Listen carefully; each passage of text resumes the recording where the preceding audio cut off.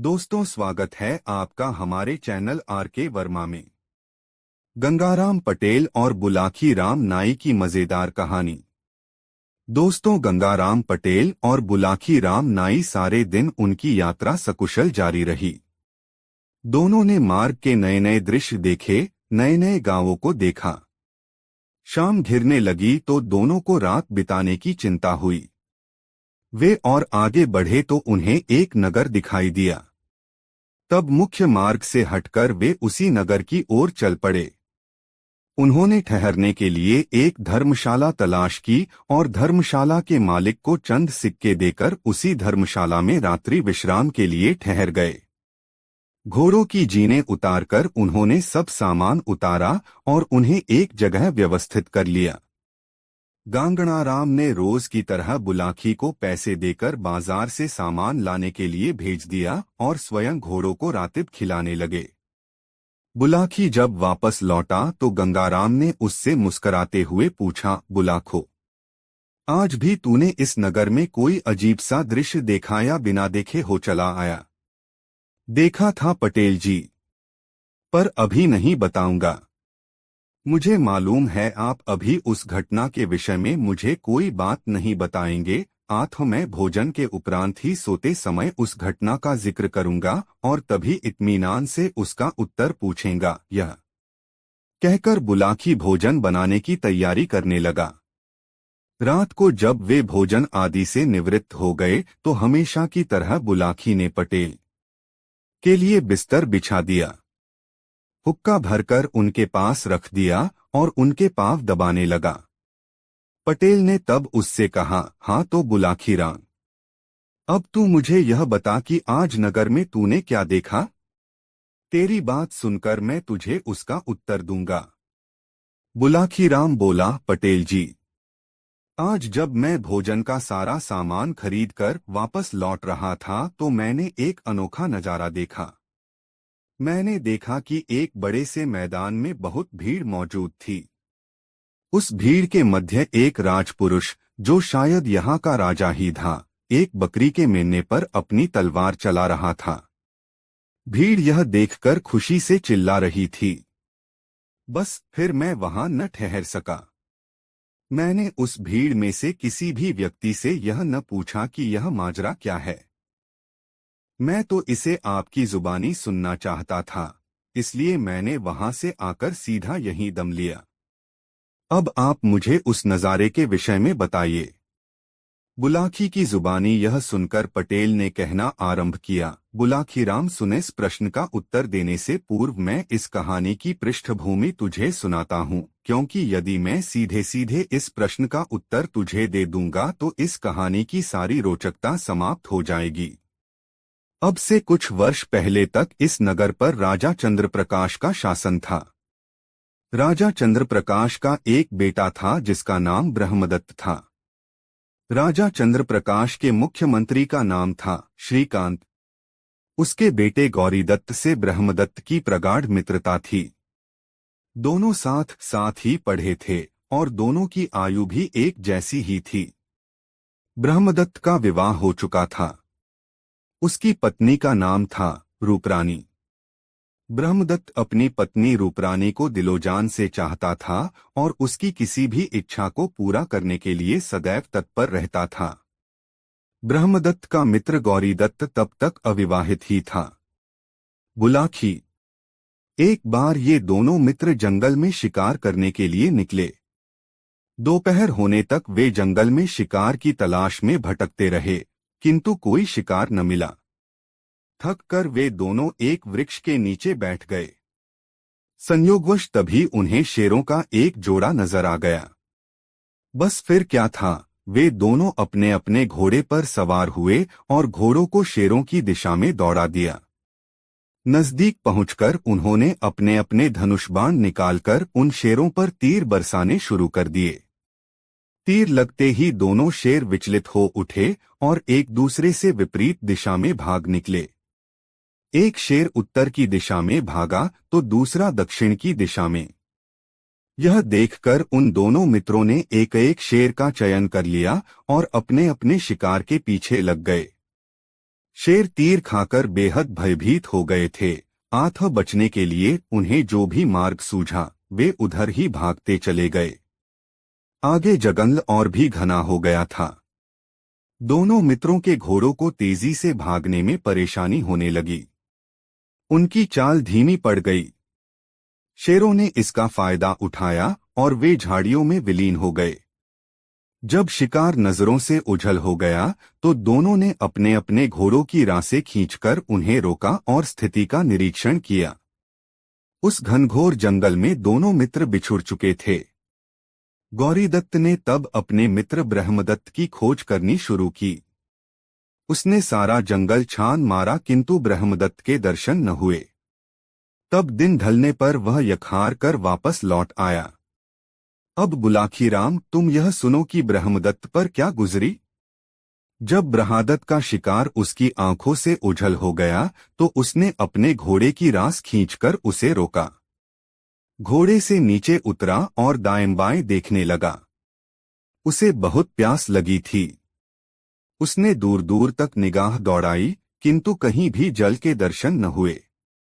तब वह घोड़े को एक वृक्ष से बांध पानी की खोज में पैदल ही आगे बढ़ गया। वहीं कुछ ही देर बाद वह एक महात्मा की कुटिया के समीप पहुंचा। उस निर्जन स्थान पर वह महात्मा अपनी कुटिया बनाकर प्रभु की आराधना किया करते थे। ब्रहादत्त ने देखा वह महात्मा उस समय भी समाधि लगाए परमेश्वर की आराधना कर रहे थे। उनके पास ही उनका कमंडल रखा था। उनके समीप पहुंचकर ब्रह्मदत्त ने महात्मा को प्रणाम किया और उनसे कहा, हे मुनिराज, आंखें खोलकर इस सेवक को आशीर्वाद दीजिए। महात्मा ने आंखें न खोली। वह पूर्ववत प्रभु भक्ति में तल्लीन रहे।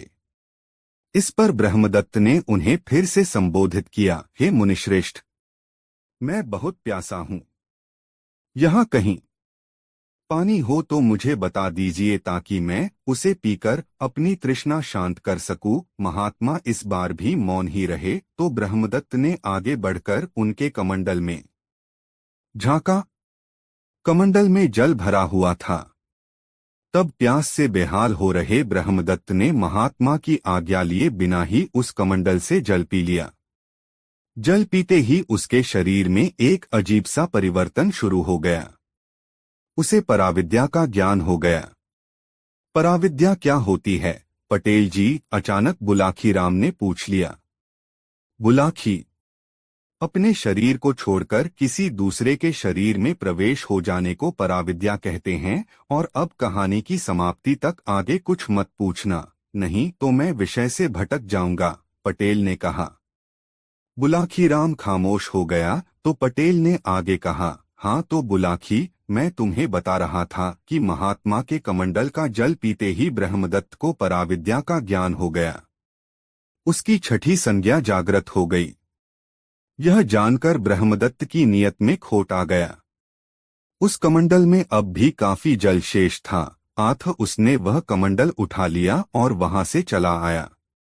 बुलाखी, तेरी जिज्ञासा के लिए मैं तुझे यह भी बता दूं कि जिस महात्मा का कमंडल ब्रह्मदत्त ले आया था वह महात्मा एक सिद्ध योगी था और जो जल कमंडल से भरा हुआ था वह मंत्रों से सिंचित जल था जिसे योगी ने अपने तपोबल से प्राप्त किया था। बहरहाल ब्रह्मदत्त कमंडल साथ लिए किसी प्रकार उस वन से बाहर निकला और देर रात गए अपने राजमहल में पहुंच गया। उसकी पत्नी रूपरानी उसके वहां न पहुंचने पर घबरा रही थी। इस बीच वह कई बार गौरीदत्त से भी उसके विषय में पूछ चुकी थी, लेकिन उसके उत्तरों से उसे संतोष नहीं हुआ था। जब ब्रह्मदत्त सकुशल पहुंच गया तो उसकी जान में जान आई। उसने अपने पति से इतना विलंब हो जाने का कारण पूछा तो उसने पूरा ब्यौरा सिलसिलेवार बता दिया। उसने यह भी बता दिया कि अपने साथ वह जिस कमंडल को लाया है उसमें मंत्रों से सिंचित जल है। उस जल को पीने से व्यक्ति को पराविद्या का ज्ञान हो जाता है और तब वह जिस भी प्राणी के शरीर में प्रवेश करना चाहता है कर सकता है। यह जानकर रूपरानी बहुत खुश हुई। उसने भी पराविद्या जानने की इच्छा प्रकट की तो ब्रह्मदत्त ने कमंडल का कुछ जल उसे भी पिला दिया। इस प्रकार रूपरानी को भी पराविद्या का ज्ञान हो गया। दैवयोग से कुछ दिन पश्चात राजा चंद्रप्रकाश का निधन हो गया। पिता के मरने के पश्चात राज्य के सारे अधिकार ब्रह्मदत्त के हाथों में आ गए। तब उसने गौरीदत्त के पिता को सेवानिवृत्त करके गौरीदत्त को अपना मंत्री नियुक्त कर लिया। एक दिन ब्रह्मदत्त अपने मित्र और मंत्री गौरीदत्त के साथ महल की छत पर बैठा हुआ किसी विषय पर वार्तालाप कर रहा था। तभी संयोगवश पराविद्या का जिक्र छिड़ गया। ब्रह्मदत्त ने जब उसे बताया कि उसे इस विद्या का ज्ञान है तो गौरीदत्त की भी उत्सुकता जाग उठी और वह भी इस विद्या को जानने के लिए उत्सुक हो उठा। मित्र के आग्रह पर तब ब्रह्मदत्त ने उसे भी कमंडल से थोड़ा मंत्रसिंचित जल पिला दिया। इस प्रकार गौरीदत्त को भी पराविद्या का ज्ञान हो गया। हे बुलाखीराम, गंगाराम पटेल ने आगे कहा, इंसान की नीयत कब बदल जाए कुछ कहा नहीं जा सकता। तनिक सा लालच होने पर बड़े बड़े लोगों का ईमान डोल जाता है और उनके मन चलायमान हो जाते हैं। गौरीदत्त के साथ भी ऐसा ही हुआ। पराविद्या का ज्ञान होते ही उसके मन में बैठा शैतान जाग उठा। वह सोचने लगा, किसी न किसी युक्ति से मैं अगर ब्रह्मदत्त के शरीर में प्रवेश कर जाऊं तो यह राजपाट धन दौलत का स्वामी बन जाऊंगा। फिर मैं इसकी सुंदर पत्नी को अपनी पत्नी बनाकर निष्कंटक राज करने लगूंगा। इसी कुविचार के चलते एक दिन वह ब्रह्मदत्त के साथ वन में आखेट करने के लिए चला गया। वहां दोनों ने जंगल में एक मरा हुआ बंदर देखा। बंदर को देखकर गौरीदत्त ने ब्रह्मदत्त से कहा, मित्र, तुमने पराविद्या का ज्ञान प्राप्त कर लिया है और मुझे भी उस ज्ञान को सिखा दिया है, किंतु अभी उस ज्ञान की हम दोनों ने ही कोई पुष्टि नहीं की है। आज अच्छा अवसर है उस ज्ञान की आजमाइश करने का। सामने यह मरा हुआ बंदर पड़ा है। तुम उसकी काया में प्रवेश कर मुझे दिखाओ तो मैं समझेंगा कि तुम्हारा ज्ञान सच्चा है। हाँ, यह कौन सा मुश्किल काम है, ब्रह्मदत्त ने कहा, मैं अभी अपने ज्ञान की परीक्षा करता हूँ। ब्रह्मदत्त गौरीदत्त की चाल को भांप न सका और अपनी विद्या के प्रभाव से वह अपना शरीर छोड़कर बंदर के शरीर में प्रवेश कर गया। मरा हुआ बंदर तत्काल जीवित हो उठा। यह देखकर गौरीदत्त ने भी झटपट अपने ज्ञान का प्रयोग किया। उसने अपनी विद्या के बल से तत्काल अपना शरीर त्यागा और ब्रह्मदत्त के निशान पड़े शरीर में प्रवेश कर गया। अपने शरीर के उसने तलवार से कई टुकड़े कर डाले और उन टुकड़ों को एक गहरे खड्डू में फेंक दिया। यह देखकर बंदर रूपी ब्रह्मदत्त घबरा गया। वह फौरन समझ गया कि इस शैतान के दिल में बेईमानी जाग उठी है। यह मुझे मारकर राजगद्दी पर काबिज होना चाहता है। उसकी यह आशंका उस समय सही साबित हो गई जब गौरीदत्त अपने शरीर के कई टुकड़े करके उन्हें खड्डू में फेंककर तलवार उठाए उसे मारने के लिए लपका। बुलाखी, अपनी जान किसे प्यारी नहीं होती। बंदर बने ब्रह्मदत्त ने जब तलवार उठाए गौरीदत्त को अपनी ओर लपकते देखा तो उसके औसान खता हो गए। अपनी जान बचाने के लिए वह भाग छूटा। अब आगे आगे बंदर और उसके पीछे तलवार लिए गौरीदत्त दौड़ रहा था। एकाएक बंदर को एक ऊंचा वृक्ष नजर आया और वह कुलांच लगाकर उसी वृक्ष पर चढ़ गया। एक डाल से दूसरी डाल पर कूदता हुआ वह घने जंगल में निकल गया। गौरीदत्त कुछ देर तक तो उसके नीचे उतरने की प्रतीक्षा करता रहा, किंतु जब बंदर उसकी आंखों से ओझल हो गया तो वह नगर वापस लौट पड़ा। ब्रह्मदत्त के रूप में गौरीदत्त महल में पहुंचा। रास्ते में किसी को भी उस पर यह संदेह न हुआ था कि वह गौरीदत्त है, लेकिन रूपरानी के सम्मुख उसका यह रहस्य अधिक देर तक न छिप सका। उसके बातचीत के लहजे, बोली, व्यवहार और उसके चलने फिरने के ढंग से शीघ्र ही वह समझ गई कि उसके पति के साथ कोई हादसा करके गौरीदत्त ने उसके पति का रूप धारण कर लिया है। उसके पति ने उसे एक बार बताया भी था कि उसने गौरीदत्त को वह मंत्रसिंचित जल पिलाकर उसे भी परकाया प्रवेश का ज्ञान करा दिया है। अब तो वह बहुत व्याकुल हो गई और रात दिन चिंता में डूबी रहने लगी कि किस प्रकार अपने पति की कुशलता के विषय में मालूमात हासिल करे। इतना बताकर गंगाराम ने हुक्के से एक जोरदार कश खींचा। फिर धुआं बाहर निकालते हुए बुलाकी की ओर देखा कि कहीं बुलाकी सो तो नहीं गया है। जब उन्होंने उसे जागते और दिलचस्पी से कहानी सुनते देखा तो कहानी आगे बढ़ाई। बुलाखीराम, अब तू बंदर बने, ब्रह्मदत्त का हाल सुन। यह सुन कि उसका क्या हुआ। गौरीदत्त, जो अब ब्रह्मदत्त के स्थान पर राजकाज संभाल रहा था, उसने कुछ दिन बाद एक अजीब घोषणा प्रसारित करा दी। उसने प्रसारित कराया कि राज्य के सभी बंदर पकड़कर मार दिए जाएं या उन्हें पकड़कर राज्य के बाड़े में रख दिया जाए। जो भी व्यक्ति एक बंदर जिंदा या मुर्दा पकड़कर लाएगा, उसे 10 रुपए प्रति बंदर के हिसाब से इनाम दिया जाएगा। दरअसल गौरीदत्त ब्रह्मदत्त से भयभीत था। उसे भय था कि कहीं किसी दिन बंदर बना ब्रह्मदत्त महल में आकर अपनी पत्नी रूपरानी से न मिल ले। रूपरानी पहले से ही उस पर, गौरीदत्त के प्रति, शंकित हो चुकी थी। यदि किसी तरह से बंदर बने ब्रह्मदत्त ने उससे संपर्क कायम कर लिया तो उसका भांडा फूटते हुए देर नहीं लगेगी। रूपरानी सारे राजकीय अधिकार उससे छीनकर उसे कैदखाने में डलवा देगी। इसलिए उसने बंदरों को पकड़ने की घोषणा प्रसारित कराई थी। घोषणा का व्यापक प्रभाव पड़ा।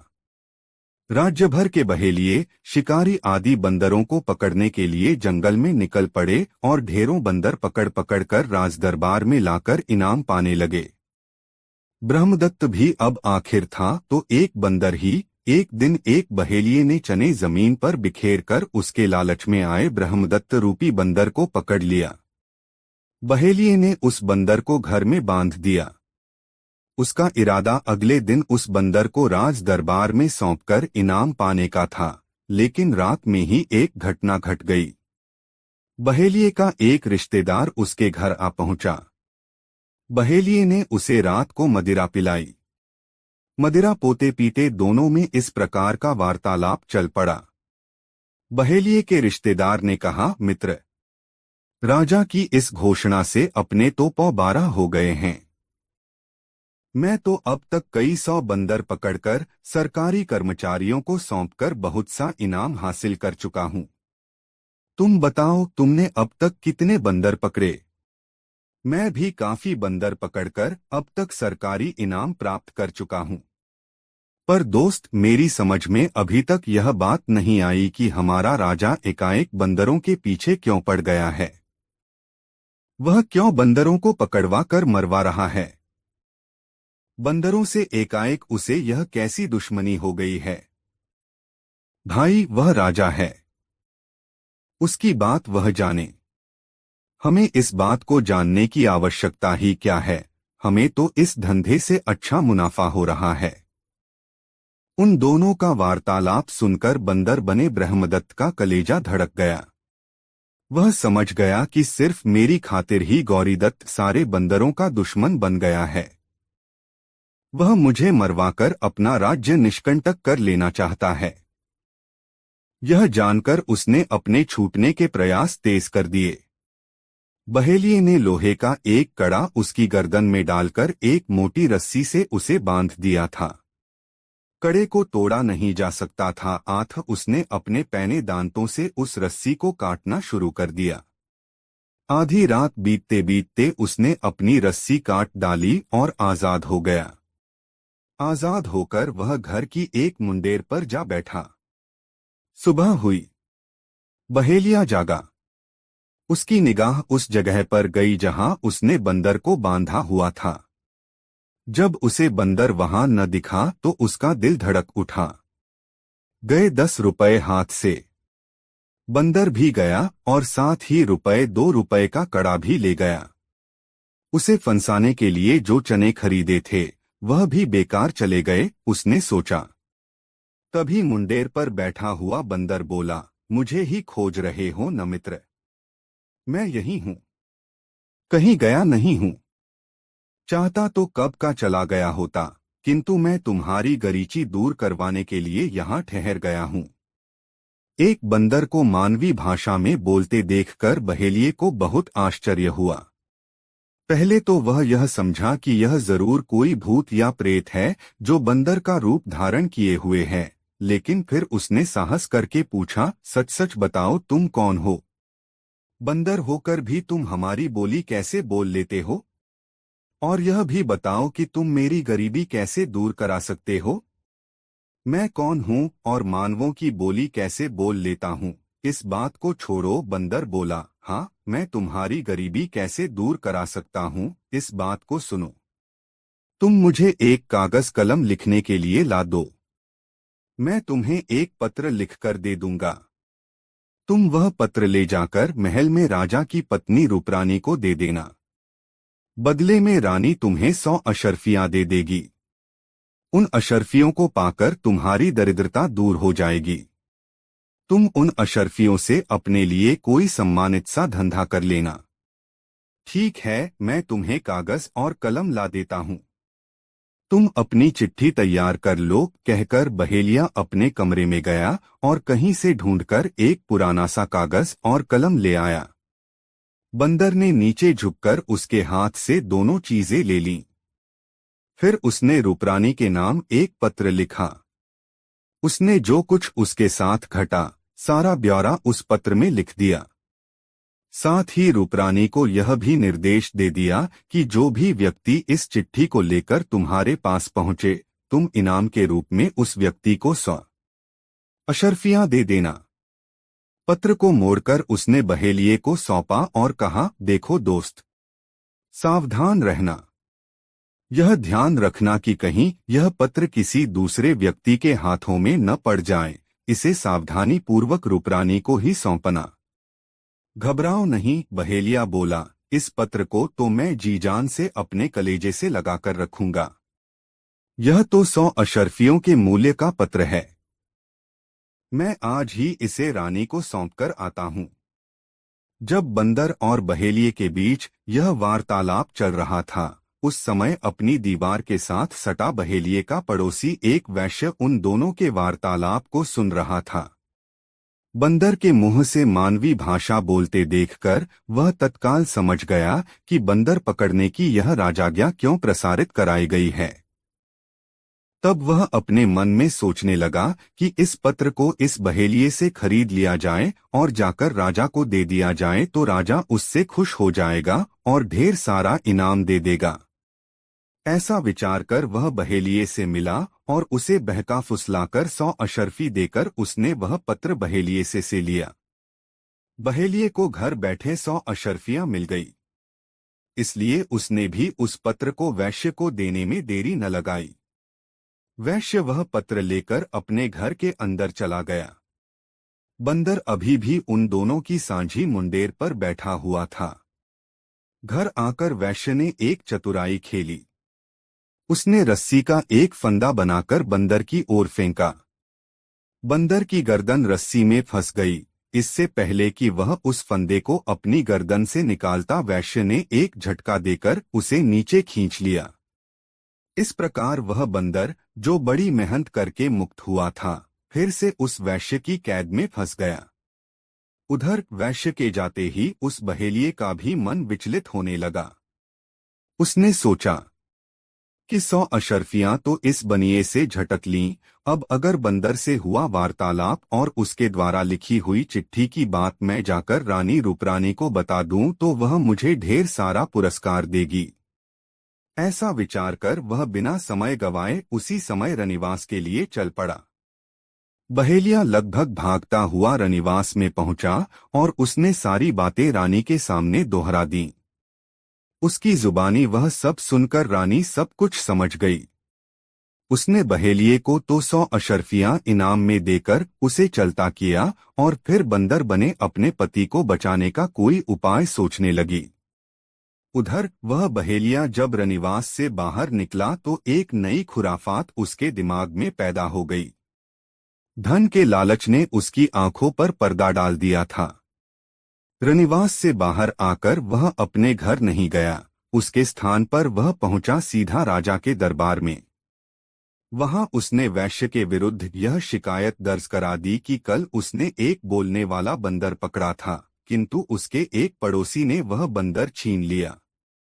उस बंदर पर उसका अधिकार है, अतः उसके पड़ोसी से वह बंदर छीनकर उसे दिलवाया जाए। उसकी शिकायत पर अमल हुआ। दंडाधिकारी ने कुछ सैनिक बंदर सहित उस वैश्य को पकड़कर लाने के लिए रवाना कर दिए। इतनी कहानी सुनाकर पटेल ने कुछ क्षण का विराम लिया। हुक्का गुड़गुड़ाया और ढेर सारा धुआं कंठ से उगलते हुए बुलाखी की तरफ देखा। वे बोले, बुलाखी, यह कहानी कुछ लंबी है, इसलिए कहानी के बीच बीच में तू हुंकारा देना बंद मत करना। ऐसा कहा जाता है कि बात में हुंकारा और फौज में नगाड़ा। कथा कहने वाला जब कोई कथा सुनाए तो उसके बीच हुंकारा जरूर देना चाहिए। इसी प्रकार रणभूमि में जब फौज लड़ने के लिए जाए तो नगाड़े जरूर बजाए जाने चाहिए। कथाकार जब कथा कहता है, यदि बीच बीच में श्रोता उसकी कथा सुनकर हुंकारा भरता रहे तो कथाकार का मनोबल बढ़ जाता है। वह यह जानकर आनंदित होता है कि श्रोता उसकी कथा में रुचि ले रहे हैं। इसी प्रकार फौज के आगे जब नगाड़ा बजाया जाता है तो उसका उत्साह दोगुना बढ़ जाता है और वह पूरी ताकत से शत्रु से भिड़ जाती है। मैं जानता हूं यह बात पटेल जी, बुलाखी बोला, मैं पूरी तल्लीनता से इस कथा को सुन रहा हूं। हाँ, कुछ देर के लिए मैंने हुंकारा देना जरूर बंद कर दिया था, इसीलिए आपको यह भ्रम हो गया कि शायद मुझे नींद आ गई है। अब आप आगे की कहानी कहिए। पटेल बोले, बुलाखी, जैसा कि मैंने पहले कहा, उस बहेलिये के जाते ही रूपरानी बंदर बने अपने पति को बचाने का कोई उपाय सोचने लगी थी। बहुत चिंतन और मनन के बाद अंततः उसे एक उपाय सूझ ही गया। उसने अपनी सेविका को बाजार में भेजकर एक तोता मंगवाया और उस तोते के पिंजरे को अपने आंगन में टांग दिया। कुछ ही देर बाद उसने महल के नीचे लोगों का कोलाहल सुना। कारण जानने के लिए उसने छत से नीचे झांका। नीचे कुछ सैनिक एक बंदर की डोरी हाथ में थामे एक आदमी को पकड़कर ले जा रहे थे। रानी बुद्धिमान थी, वह फौरन समझ गई कि हो न हो यह वही बंदर है जिसके विषय में बहेलिया उसे अभी अभी बताकर गया है। यह देखकर वह जल्दी से नीचे उतर गई और आंगन में टंगे उस तोते के पिंजरे को उठा लाई। नीचे जब बंदर राजमहल की गलियों से गुजर रहा था तो उसका दिल रो रहा था। वह सोच रहा था कि क्या मैं अब अपनी प्रिय रानी को कभी देख पाऊंगा। कुछ ही समय बाद तो मेरा वध कर दिया जाएगा। दबड़बाई आंखों से अंतिम दर्शन करने की इच्छा से उसने ऊपर की ओर देखा। रानी ने पिंजरा हाथ में लेकर उसे तोते को दिखाकर संकेत कर दिया। उसने तोते को पिंजरे से बाहर निकाला और तोते की गर्दन पकड़ ली। बंदर के लिए इतना संकेत काफी था। उधर रानी ने तोते की गर्दन मरोड़ी, उधर अपनी विद्या के बल पर बंदर ने अपना शरीर त्याग दिया और वह तोते के शरीर में प्रवेश कर गया। तोता पुनः जिंदा हो गया। रानी ने प्रेमपूर्वक उसके शरीर को सहलाकर उसे पिंजरे में बंद कर दिया और फिर से पिंजरे को यथास्थान टांग दिया। उधर नीचे बंदर को ले जाने वाले सैनिकों ने जब बंदर के शरीर में कोई हरकत न देखी तो वे हैरत में पड़ गए। आश्चर्य तो उन लोगों को भी बहुत हुआ जो उस बोलने वाले बंदर को देखने के लिए उन सैनिकों के साथ चल रहे थे।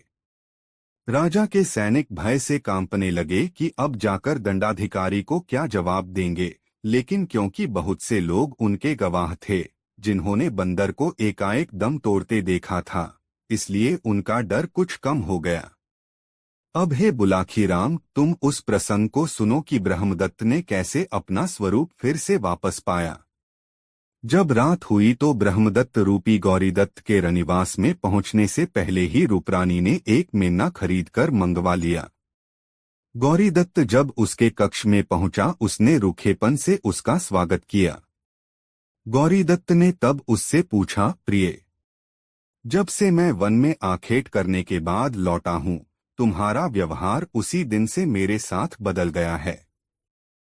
अब न तो तुम मुझसे प्रेमपूर्वक व्यवहार ही करती हो और न अपनी सेज पर ही सोने देती हो। आज मैं तुमसे वह कारण जानकर ही रहूंगा कि किस कारण से तुम मेरी उपेक्षा कर रही हो। यह सुनकर रानी ने कहा, आपका कहना यथार्थ है, पर इसके पीछे एक कारण है। मुझे आपके प्रति शंका है कि आप मेरे पति नहीं, मेरे पति के शरीर में कोई और ही व्यक्ति हैं। आप मेरी इस शंका का निवारण कर दीजिए तो मैं फिर से आपसे पहले जैसा ही प्रेम करने लगूंगी। तो बताओ रानी, इसके लिए मैं क्या करूं कि तुम्हें मुझ पर विश्वास हो जाए? गौरीदत्त ने पूछा। मैं जानती हूं कि आपको परकाया प्रवेश का अच्छा ज्ञान है, रानी ने कहा। मैंने एक बकरी का बच्चा मंगवाया है, मैं उसे मार देती हूं। आप मुझे अपनी विद्या के प्रभाव से उसमें प्रवेश करके दिखाइए। यदि आपने ऐसा कर दिखाया तो मुझे पता चल जाएगा कि मेरी आपके प्रति शंका निराधार है, और यदि आप ऐसा करने में असफल रहे तो मैं समझ लूंगी कि मेरा आपके प्रति शंकित होना सर्वथा उचित ही है। रूपरानी की यह बात सुनकर गौरीदत्त तुरंत ऐसा कर दिखाने के लिए तैयार हो गया। रूपरानी ने तब उसके सामने ही उस मेने का वध कर डाला। गौरीदत्त को भी चूंकि परकाया प्रवेश विद्या का ज्ञान था, अतः वह ब्रह्मदत्त वाला स्वरूप छोड़कर उस बकरी के बच्चे में प्रवेश कर गया। अवसर ताड़कर रानी ने तोता बने ब्रह्मदत्त को उसके खाली पड़े शरीर में प्रवेश करने का संकेत कर दिया। ब्रह्मदत्त ने तोते का शरीर छोड़ा और अपने स्वयं के शरीर में प्रवेश कर गया। रानी ने तत्काल उस तोते के तलवार से काटकर कई टुकड़े कर दिए। इस प्रकार गौरीदत्त उस मेमने के शरीर में कैद होकर रह गया। कहानी का समापन करते हुए पटेल ने बुलाकी नाई से कहा, हे बुलाकी, आज तुम जिस दृश्य को देखकर आए थे वह वही दृश्य था। राजा ब्रह्मदत्त स्वयं धोखेबाज गौरीदत्त को अपने हाथों से सजा देना चाहता था, अतः वह उसे एक सार्वजनिक स्थल पर ले जाकर उसका वध करने की तैयारी कर रहा था। उसके आसपास जो लोग खड़े थे उनमें से एक तो उसकी रानी थी, कुछ राजदरबारी थे और शेष नगर के दर्शक नागरिक। उम्मीद है यह सब जानकर तेरी शंका का निवारण हो गया होगा, अतः अब तू भी सो जा और मुझे भी सोने दे। प्रातः उठकर फिर काशी को प्रयाण करना है। इतना कहकर गंगाराम पटेल ने बिस्तर पर अपने पैर पसार लिए और निद्रादेवी की गोद में समा गए। बुलाकी भी करवट बदलकर सोने का प्रयास करने लगा। दोस्तों, यह कहानी आपको कैसी लगी कमेंट में जरूर बताएं और वीडियो को एक लाइक जरूर करें। दोस्तों, इस बार बुलाकी राम ने जो अद्भुत दृश्य देखा वह कुछ इस प्रकार था। बुलाकी ने एक चौराहे पर देखा कि एक रथ में एक सुंदर नौजवान बैठा हुआ था। उसके साथ ही एक सुंदर सी स्त्री बैठी हुई थी। कुछ देर तक दोनों में वार्तालाप हुआ, फिर स्त्री उतरी और बिल्ली बनकर एक झाड़ी में चली गई। बुलाकी यह दृश्य देखकर लौटा तो उसने गंगाराम पटेल से इस बात का रहस्य बताने को कहा। रोज की तरह तब भोजनोपरांत सोने के समय गंगाराम ने उसके इस प्रश्न का जवाब दिया। गंगाराम ने कहा, बुलाकी राम, इस शहर में श्रीधर नाम का एक रईस आदमी रहता था। उसकी इकलौती संतान है उसका बेटा किशोरलाल। श्रीधर ने अपने एक घनिष्ठ मित्र की बेटी सौदामिनी के साथ उसका रिश्ता बचपन में ही तय कर दिया था। किशोर और सौदामिनी की शादी मात्र वर्ष 5 की आयु में ही हो गई। श्रीधर का विचार था कि जब उसका बेटा युवा हो जाएगा तो उसका गौना कराकर बहू को घर में ले आऊंगा। वक्त गुजरता गया। किशोर की उम्र 18 वर्ष की हो गई। तब एक दिन श्रीधर ने बहू का गौना कराने के लिए किशोर को उसकी ससुराल भेजा। बहू को लाने के लिए किशोर रथ सजाकर अपने नगर से निकला।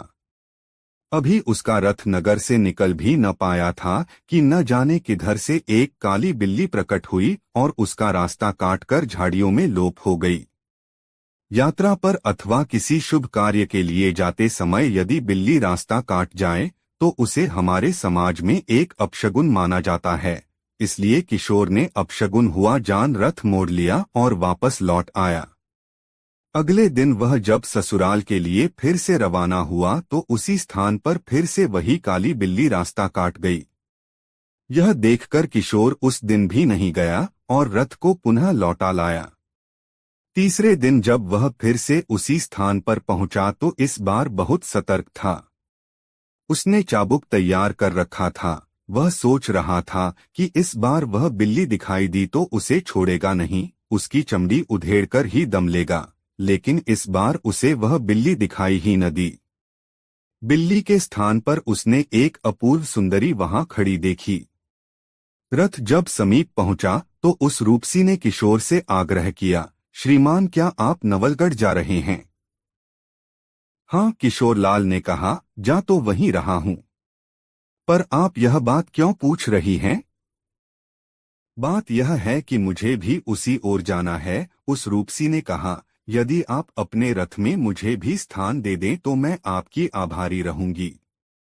आभार कैसा?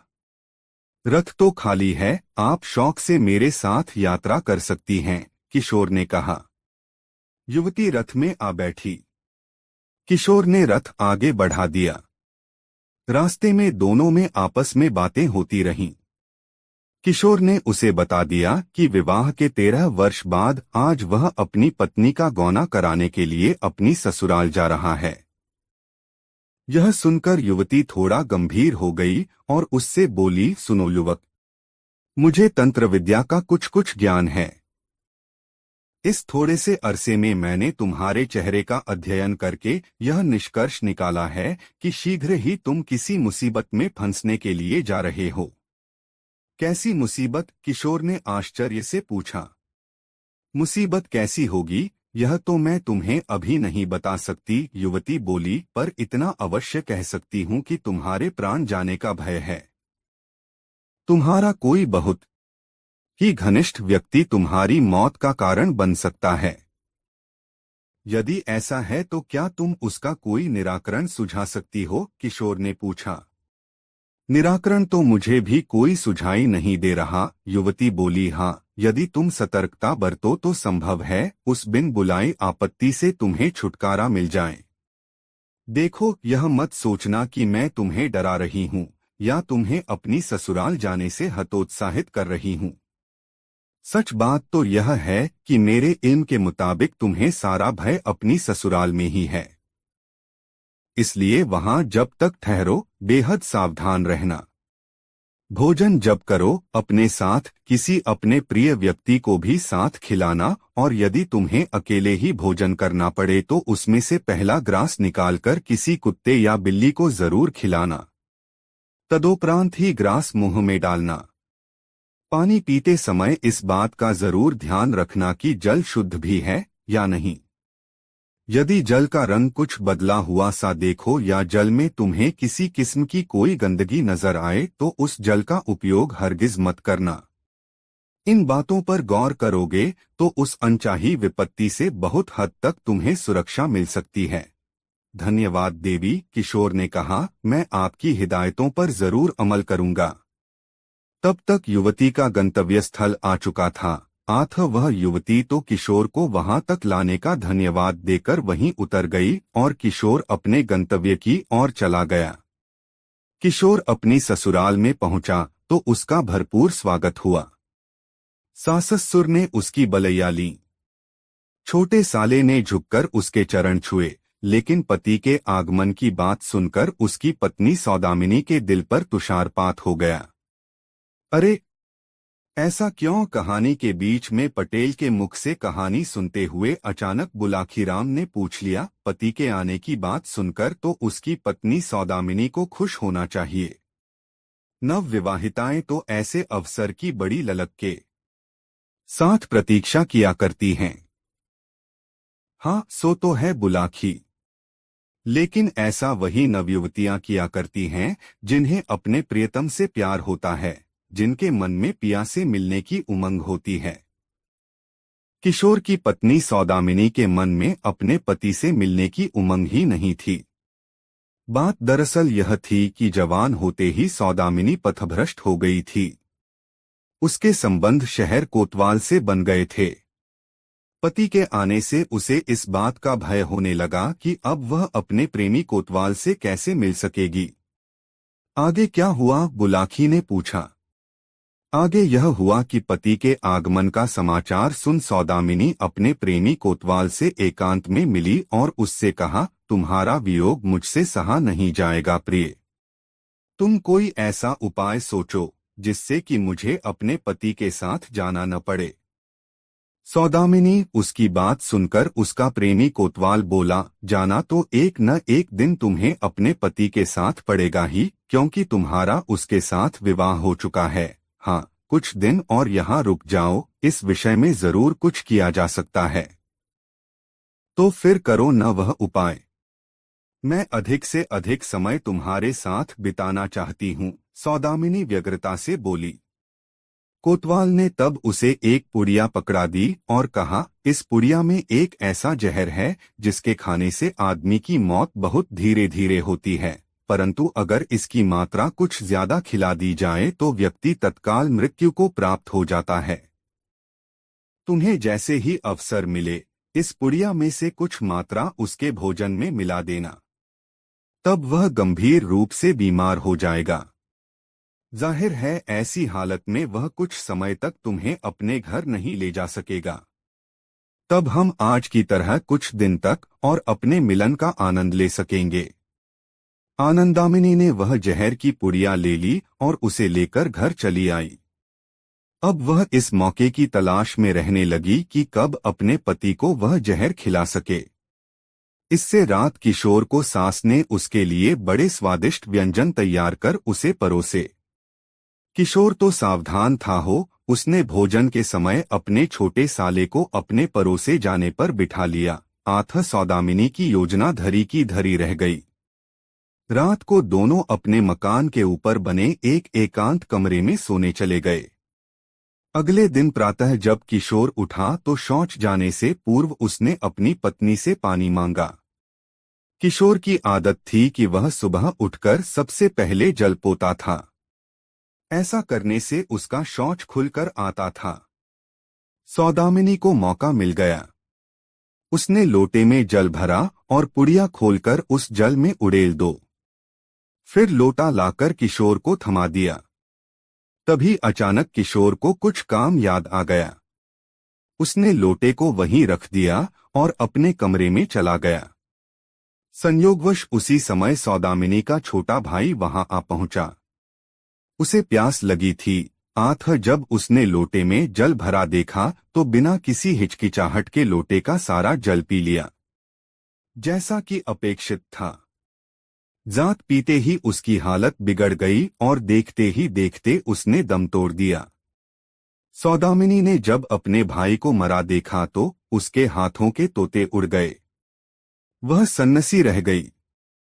लेकिन फिर उस दुष्टा ने इसका दोष अपने पति पर ही मढ़ दिया। वह चीखने लगी, अरे लोगों दौड़ो, पकड़ो इस दुष्ट को। देखो इस दुष्ट पापी ने क्या कर डाला है। इसने मेरे छोटे भाई को गर्दन दबाकर मार डाला है। उसकी पुकार सुनकर सारे घर वाले और पड़ोसी इकट्ठे हो गए। यह सब देखकर किशोर के हाथ पांव फूल गए।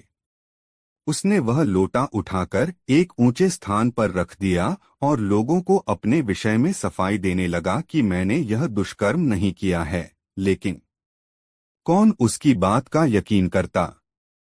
सबने मिलकर किशोर को पीटना शुरू कर दिया। स्थिति बिगड़ गई तो किसी व्यक्ति ने कोतवाली में जाकर शहर कोतवाल को सूचित कर दिया। तब नवलगढ़ की पुलिस किशोर को पकड़ कर ले गई और उस पर कत्ल का इल्जाम लगाकर उसे कैदखाने में बंद कर दिया। बेचारा किशोर आया तो था अपनी पत्नी का गौना कराने और यहाँ आकर फंस गया एक कत्ल के केस में। अब किशोर को वह युवती याद आने लगी जिसने उसे किसी भावी मुसीबत से सतर्क रहने के लिए सावधानी बरतने को कहा था। किशोर ने सावधानी तो बेशक बरती थी, किंतु जो होनहार था वह होकर ही रहा। सारी रात कैद में रहते हुए नाना प्रकार के ख्याल उसे आते रहे और वह तरह तरह की आशंकाओं के भंवर में डूबता उतराता रहा। सुबह हुई तो उसे यह देखकर सुखद आश्चर्य हुआ कि वही युवती उसकी सहायता के लिए वहां आ पहुंची थी। उसके साथ एक वकील था। वकील ने किशोर की जमानत का न्यायाधीश द्वारा लिखा एक आदेश कोतवाल को दिखाया और किशोर को कैदखाने से आजाद करा लिया। कोतवाल को उम्मीद नहीं थी कि किशोर को इतनी जल्दी जमानत मिल जाएगी। वह तो उस पर न जाने कितने केस थोपने का मन बना चुका था, लेकिन उस युवती ने उसकी सारी योजना धूल में मिला दी थी। न्यायाधीश का आदेश था, अतः उसे किशोर को जमानत पर छोड़ना ही पड़ा। बुलाखी। उस प्रदेश में जहां किशोर का कोई मददगार न था, वह युवती एक फरिश्ता बनकर किशोर की जिंदगी में आई। उसने किशोर के वकील को शहादत के रूप में ऐसे अकाट्य सबूत मुहैया कराए जिन्हें देखकर न्यायाधीश को किशोर को बाइज्जत रिहा करना पड़ा। इतना कहकर पटेल ने थोड़ा विराम लिया, हुक्के से एक गहरा कश खींचा और आगे बोले, जानना चाहते हो बुलाखीराम की उस युवती ने किशोर को निर्दोष साबित करने के लिए कौन कौन से सबूत मुहैया कराए थे? हाँ, यह बात तो जरूर बताइए पटेल जी, बुलाखी तत्परता से बोला। तो सुनो, पहला सबूत तो उस युवती ने यह उपलब्ध कराया कि उसने सौदामिनी के मृत भाई की शारीरिक जांच करवाई। जांच से यह सिद्ध हुआ कि मृतक की मौत जहर पीने से हुई थी, न कि उसकी गर्दन दबाने से। हतप्राण की गर्दन पर भी किशोर के हाथों के निशान नहीं मिले थे। दूसरे, उस लोटे में भरे जल का भी परीक्षण कराया जिसके पीने से मृतक की मौत हुई थी। लोटे में अभी भी कुछ जल शेष रह गया था।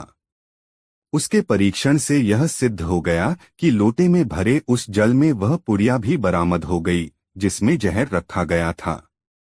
पुड़िया में जहर का कुछ अंश अब भी शेष था।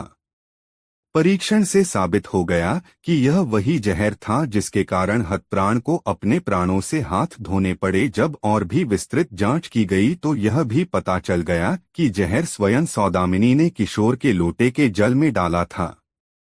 यह भी पता चल गया कि वह जहर की पुड़िया उसे किसने उपलब्ध कराई थी। तो कोतवाल भी संदेह के घेरे में आ गया और सौदामिनी और उसके अवैध संबंधों की जानकारी भी प्रकाश में आ गई। इस पर न्यायाधीश ने सौदामिनी को गिरफ्तार करने और कोतवाल को उसकी मदद करने के आरोप में उसके विरुद्ध जांच करने के आदेश जारी कर दिए। यह सब इतनी तेजी से हुआ कि मात्र 14 दिन में ही सारा केस हल हो गया। बरी हो जाने पर जब किशोर ने आभार व्यक्त करने के लिए उस युवती की खोज की तो वह उसे कहीं भी नहीं मिली। तब वह उदास भाव से अपने नगर को चल पड़ा। जब वह अपने नगर की सीमा में दाखिल हुआ तो उसे यह देखकर बेहद आश्चर्य हुआ कि वह युवती उसी स्थान पर खड़ी थी जहां वह उससे पहली बार मिली थी। किशोर रथ से नीचे उतरा और श्रद्धापूर्वक उस स्त्री को नमन किया। उसने बड़े सम्मान के साथ उसे रथ में बैठाया और बहुत देर तक उसका आभार प्रकट करता रहा। युवती बीच में कुछ नहीं बोली। वह तो बस मुस्कराकर अनुराग भरी आंखों से उसकी ओर देखती रही। जब वार्तालाप समाप्त हो गया तो वह रथ से नीचे उतरी और एक बिल्ली का रूप धारण कर एक झाड़ी में लोप हो गई। कहानी को समाप्त करते हुए पटेल ने बुलाखीराम से कहा, बुलाखीराम, आज तुमने जो दृश्य देखा था वह उसी समय का था। वह स्त्री और कोई नहीं थी, वही थी जिसने किशोरलाल की मदद की थी और रथ में बैठा युवक स्वयं किशोरलाल था। उम्मीद है तेरी जिज्ञासा शांत हो गई होगी। नहीं पटेल जी, बुलाखी बोला, मेरी जिज्ञासा शांत नहीं हुई। यह तो किसी रहस्यमय कथानक के अधूरे समापन की सी बात हो गई। मुझे यह तो बताइए कि वह रहस्यमय महिला आखिर थी कौन? उसने किशोरलाल की इस तरह मदद क्यों की थी? ससुराल में किशोर की पत्नी पर क्या बीती? उसके प्रेमी कोतवाल का क्या हश्र हुआ, आदि आदि। सुन बुलाखी, पटेल बोले, मैं कोई भविष्यवक्ता तो हूं नहीं जो यह बता सकूं कि भविष्य में सौदामिनी और कोतवाल पर क्या बीतेगी, उन्हें मौत की सजा मिलेगी या उन्हें रिहा कर दिया जाएगा। हाँ, रहस्यमय स्त्री के बारे में जो कुछ मैंने सुना है वह तुझे बताता हूँ। बुलाखी। पूर्व जन्म में इस स्त्री के पति ने इसे धोखा देकर किसी अन्य स्त्री के साथ विवाह रचा लिया था। इस घटना से इसे इतना दुख पहुंचा कि इसने इहलोक ही त्याग दिया और अदृश्य रूप में रहकर हर उस नौजवान की मदद करने का निश्चय कर लिया जो या तो विवाह के पश्चात इस पथ से अपनी पत्नी को लेकर गुजरते हैं या फिर अपनी नवविवाहिता को लिवाने जा रहे होते हैं। बुलाखी। किशोर के साथ घटी यह घटना कोई नई नहीं है। इससे पूर्व भी वह अनजानी सहायिका कई अन्य नौजवानों की मदद कर चुकी है। विश्वास न हो तो यात्रा से लौटकर इस नगर के लोगों से पूछ लेना, यहाँ तुम्हें अनेक प्रत्यक्षदर्शी मिल जाएंगे। और बस अब और सवाल पूछने बंद कर दे। रात आधी से ज्यादा बीत गई है।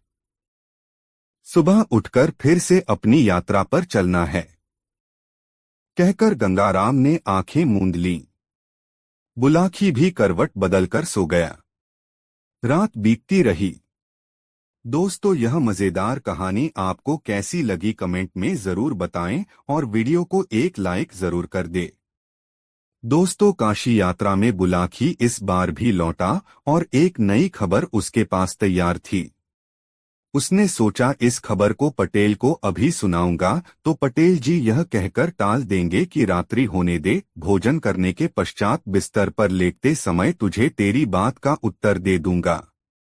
इसलिए उसने वह बात उस समय पटेल को नहीं बताई। वह बात को पेट में डाले रहा। जब वे दोनों भोजन करके निवृत्त हो गए तब बुलाखी ने बात छेड़ी। पटेल जी, आज भी इस शहर में मैं एक नई घटना देख आया हूँ। ठीक है, उस घटना का वर्णन कर, फिर उसे सुनकर मैं तेरी बात का उत्तर दूंगा, पटेल ने कहा। पटेल जी, आज इस नगर में मैंने एक स्थान पर कुछ लोगों को खड़े देखा तो उत्सुकतावश मैं भी यह देखने पहुंच गया कि ये लोग गोलदायरा सा बनाए क्या कर रहे हैं। मैं भीड़ के मध्य पहुंचा और आगे को दृष्टि दौड़ाई तो देखा कि एक आदमी जमीन के अंदर सिर तक गड़ा है। उसका सारा शरीर तो भूमि में दबा हुआ था, मात्र उसका सिर ही जमीन से बाहर था। वहीं एक बड़ी सी जूती पड़ी थी। लोग बारी बारी से उस व्यक्ति के नंगे सिर पर जूती मारते और आगे बढ़ जाते थे। यह देखकर मेरी जिज्ञासा बढ़ गई और मैं मन में यह विचार करता हुआ लौट आया कि इसका रहस्य पटेल जी से ही पूछूंगा। अब आप मुझे उस व्यक्ति के विषय में बताएंगे तो मेरी जिज्ञासा शांत होगी। बुलाखी, तेरी जिज्ञासा मैं अवश्य शांत करूंगा, लेकिन तुम कहानी के बीच बीच में हुकारा जरूर देते रहना ताकि मुझे लगे कि तू ध्यान और दिलचस्पी से सारी कहानी सुन रहा है, पटेल ने कहा। मैं ऐसा ही करूंगा पटेल जी, बुलाखी ने कहा। अब आप अपनी कहानी आरंभ तो कीजिए। तो सुन बुलाखी, यहाँ से बहुत दूर चंपावती नाम का एक नगर है। उस नगर पर राजा चंद्रदत्त का अधिकार था। चंद्रदत्त के पिता की कुछ ही समय पहले मृत्यु हुई थी। जब चंद्रदत्त राजगद्दी पर बैठा तो वह प्रजा के कल्याण के लिए नई नई योजनाएं सोचने लगा। लेकिन कहावत है कि मेरे मन कछु और है, साईं के मन कछु और। राजा जब तक प्रजा के हित में उन योजनाओं को अमली जामा पहनाता, नगर में एक महामारी फूट पड़ी। उस महामारी से सैकड़ों लोग नित्य ही कालकवलित होने लगे। हालत ऐसी हो गई कि जब घर वाले घर के मृत व्यक्ति को श्मशान में दाह कर वापस लौटते तो उन्हें घर में दूसरी लाश तैयार मिलती। यह स्थिति देखकर नगरवासी घर-बार छोड़कर दूसरे राज्यों में भागने लगे। पूरे राजमहल में सिर्फ राजा ही अकेला रह गया। तब उसने सोचा था कि मैं अकेला ही यहाँ रहकर क्या करूँगा? प्रजा ही नहीं रही तो राजा कैसा? एक दिन वह भी कुछ धन अपने साथ लेकर वह नगर छोड़ आया। वह एक सामान्य नागरिक की तरह कई राज्यों में घूमता रहा, फिर इस नगर में आ गया। इतने दिन तक दूसरे राज्यों में घूमते रहने के कारण जो धन वह अपने साथ लाया था, सब खर्च हो गया। अब उसे चिंता हुई जीविका कमाने की। राजा चंद्रदत्त खूब हृष्ट पुष्ट नौजवान था। अस्त्र शस्त्र चलाने में वह निपुण था। जब वह यहाँ के राजदरबार में नौकरी पाने की इच्छा से राजा के सम्मुख पेश हुआ तो राजा ने पहली ही नजर में उसके अंदर छिपी हुई प्रतिभा की पहचान कर ली और उसे अपने अंगरक्षक की नौकरी दे दी।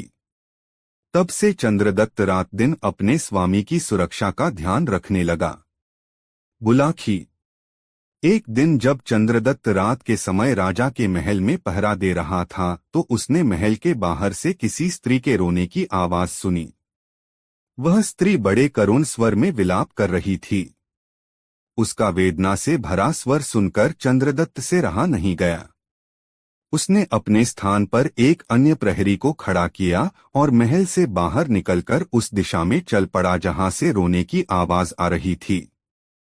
कुछ आगे चलकर उसने देखा कि सरोवर के किनारे एक बेहद रूपवान स्त्री बैठी विलाप कर रही है। चंद्रदत्त ने निकट पहुंचकर उस स्त्री से पूछा, हे देवी, तुम कौन हो और रात्रि के इस प्रहर में यहाँ निर्जन स्थान में बैठी रो क्यों रही हो? स्त्री बोली, हे युवक, मैं इस राज्य की ऐश्वर्य लक्ष्मी हूँ। अब तक मैं यहाँ सम्मान के साथ रह रही थी, लेकिन मेरे सम्मान के ये दिन अब समाप्त होने ही वाले हैं। अरे ये क्या कह रही हो देवी? चंद्रदत्त ने आश्चर्य से पूछा, क्या इस राज्य पर कोई विपत्ति आने वाली है या फिर राजा की निगाहों में तुम्हारे प्रति सम्मान की भावना का ह्रास होने लगा है? इन दोनों ही बातों में कोई बात सच नहीं है युवक, ऐश्वर्य लक्ष्मी ने कहा। न तो इस राज्य पर कोई विपत्ति आने वाली है और न यहाँ के राजा ने मेरे सम्मान में कोई उपेक्षा दिखाई है। बात कुछ और ही है। मैं अपने लिए नहीं, यहाँ के राजा के जीवन के लिए चिंतित होकर रो रही हूँ। अब से 8वें दिन यहाँ के राजा पर घोर संकट आएगा। उस संकट में या तो उसके प्राण चले जाएंगे या फिर शेष जीवन उसे कारागार में व्यतीत करना पड़ेगा। उसी आशंका को जानकर मेरी रुलाई फूटी पड़ रही है। आगाम स्वयं को रोने से रोक नहीं पा रही हूँ। यह सुनकर चंद्रदत्त ने पूछा, हे देवी, मैं इस राजा का एक छोटा सा सेवक हूँ। राजा ने मुझे अपनी सुरक्षा के लिए नियुक्त किया हुआ है। यदि मेरे होते हुए राजा का जीवन किसी खतरे में पड़ता है तो यह मेरे लिए लज्जा की बात होगी। मुझे कोई ऐसा उपाय बताओ कि मैं सतर्क रहकर हर क्षण अपने स्वामी की रक्षा कर सकूं। हे युवक, ऐश्वर्य लक्ष्मी बोली, कभी कभी सतर्कता बरतने से बड़ा संकट भी टल जाया करता है। मैं तो तुमसे यही कहूंगी कि आगामी 8 दिनों तक तुम बेहद सतर्क और चौकन्ने रहकर राजा की निगरानी करो। हो सकता है तब वह विपत्ति स्वयं ही किनारा कर ले। मैं ऐसा ही करूंगा देवी। बस मुझे आपका आशीर्वाद चाहिए। ऐसा कहकर चंद्रदत्त ने झुककर ऐश्वर्य लक्ष्मी के पैर छूने चाहे, पर वह उसी क्षण अंतर्धान हो गई। बुलाखी। चंद्रदत्त ने वापस लौटकर जब राजा को यह बात बताई तो वह भी आशंकित हो गया। उसने अपने महल की सुरक्षा व्यवस्था बढ़ा दी और सैनिकों के कठोर पहरे में बाहर आने जाने लगा। 7 दिन तक कोई घटना नहीं घटी, लेकिन 8वें दिन एक घटना का सूत्रपात हो गया। रात्रि के समय जब चंद्रदत्त महल की छत पर खड़ा होकर चारों ओर का निरीक्षण कर रहा था, तब उस सरोवर के निकट जहां वह ऐश्वर्य लक्ष्मी से मिला था, रात्रि के अंधकार में उसे कुछ जुगनू से उड़ते प्रतीत हुए। उसने गौर से निरीक्षण किया तो देखा कि वह जुगनू नहीं, मशालों की रोशनी थी, जिन्हें किसी तरह इस प्रकार ढक दिया गया था ताकि उनका प्रकाश चारों ओर न फैलकर एक ही दिशा में इंगित रहे। जुगनू की चमक तो जलती बुझती रहती है, लेकिन दिखाई देने वाली चमक स्थिर थी। उन रोशनियों को देखकर चंद्रदत्त के मन में एक ही विचार उभरा, खतरा। तब वह तलवार लिए छत से उतरकर उसी दिशा में दौड़ गया। वहां पहुंचकर वह एक स्थान पर छिपकर खड़ा हो गया।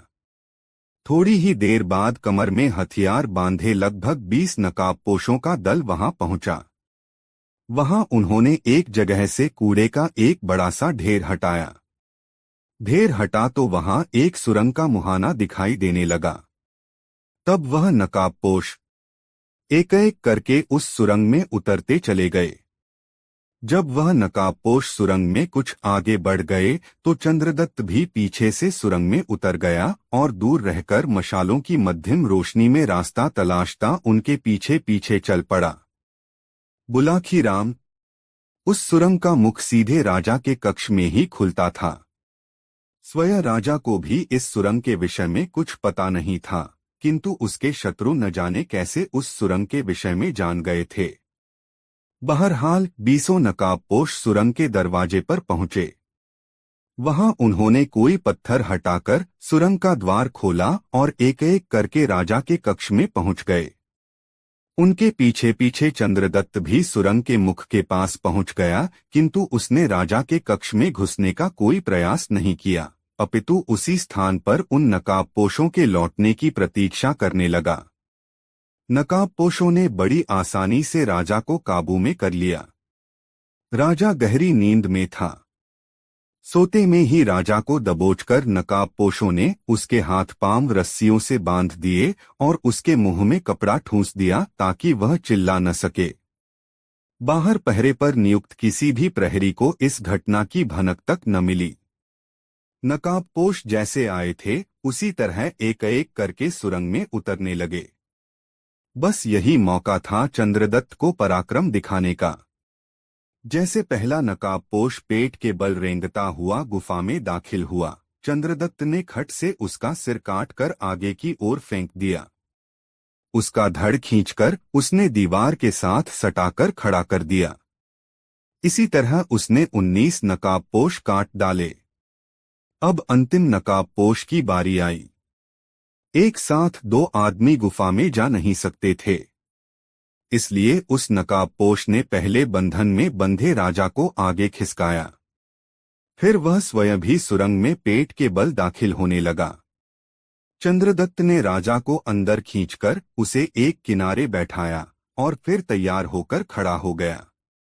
लेकिन इस बार उसने अंतिम आदमी पर अपनी तलवार न उठाई वरन बलपूर्वक उस पर अधिकार कर लिया। उसने राजा के बंधन खोलकर उसी रस्सी से नकाबपोश को जकड़ दिया। फिर पहले उसने राजा को अपने कक्ष में भेजा और बाद में उस नकाबपोश को लाश की तरह घसीटता हुआ अंदर ले आया। अंदर लाकर जब उस नकाबपोश के चेहरे से नकाब हटाई गई तो उसका चेहरा देखकर दोनों की ही आंखें आश्चर्य से फटी की फटी रह गईं। जानते हो बुलाखी, वह नकाबपोश कौन था? वह नकाबपोश था राजा का रक्षा मंत्री। राजा उस मंत्री पर अपने प्रधानमंत्री से भी ज्यादा भरोसा करता था। राजा ने तब उसके अपराध के लिए दंड नियत कर दिया। उसने आदेश प्रसारित कराया कि इस विश्वासघाती मंत्री को जमीन में गाड़ दिया जाए, सिर्फ इसका सिर जमीन से बाहर रहे और जो भी व्यक्ति उस मंत्री के पास से गुजरे वह एक जूती उस एहसान फरामोश के सिर में जरूर मारे। सोहे बुलाखी, आज तू जिस दृश्य को देखकर आया है वह उसी समय का है। नगरवासी अपने राजा की आज्ञा के अनुसार उस नमकहराम मंत्री के पास जाते हैं और एक जूती उसके सिर में मारकर आगे बढ़ जाते हैं। कहानी समाप्त कर पटेल ने बुलाखी से पूछा, बुलाखीराम, अब तो तुम्हारी शंका का समाधान हो गया ना? हाँ पटेल जी, अब मेरी शंका का निवारण हो गया। अब आप भी सोइए और मैं भी सोने की कोशिश करता हूँ। कुछ देर बाद दोनों ही सो गए। निद्रा देवी उन पर हावी हो गई थी। दोस्तों, गंगाराम पटेल बुलाखीराम की यह मजेदार कहानी आपको कैसी लगी कमेंट में जरूर बताएं। ऐसी और नई मजेदार कहानी सुनने के लिए हमारे चैनल आरके वर्मा को सब्सक्राइब जरूर कर लें और यह वीडियो अपने मित्रों को जरूर शेयर करें। वीडियो देखने के लिए बहुत बहुत धन्यवाद।